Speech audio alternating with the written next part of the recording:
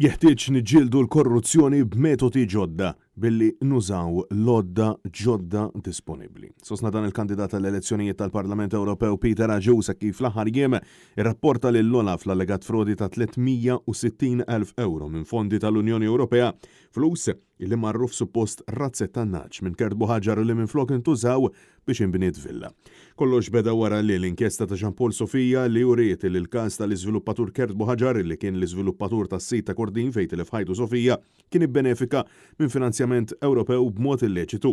Fu investigazzjoni ta' Peter Aġus mill-applikazzjonijiet relevanti għal fondi, riżulta illi l-iżviluppatur effettivament ibbenefika fi 3 okkażjonijiet separati minn fondi tal-Unjoni Ewropea billi ħa il-massimu permess fuq kull applikazzjoni fl-2017, 2019 u 2022 biex ħa 360,000 euro.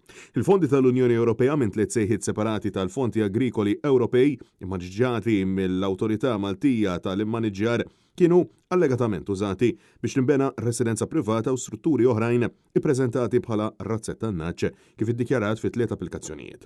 L-ewwel applikazzjoni kienet għal bini ta' razzett fin-naxxar fl-2017 illi ħadet 150,000 euro, imbagħad għal titjib illi ħadet 146,000 euro fl-2019 u wara għal bini ta' ħatan ta' sejjeħ madwar il-proprjetà illi għalija il-beneficjarju ħa 62,000 euro oħra.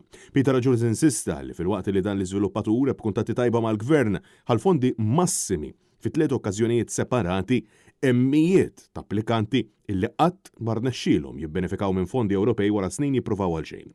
U qal illi ħadd m'għandu jġib f'periklu fondi tal-Unjoni Ewropea għal Malta minħabba frodi. Għalhekk irrapporta dan il-każ lill-Uffiċċju Ewropew kontra l-Frodi biex jinvestiga il-każ fil-fond. Peter Aġus qal li la darba l-mezzi lokali mhux iwasluna għall-ġustizzja rridu nikkonsidraw modi ġodda biex niġġieldu l-korruzzjoni f'Malta billi naqbdu tur oħra. U qal illi Malta għandha ħafna iżjed tigwadanja mill-opportunitajiet tal-Unjoni Ewropea.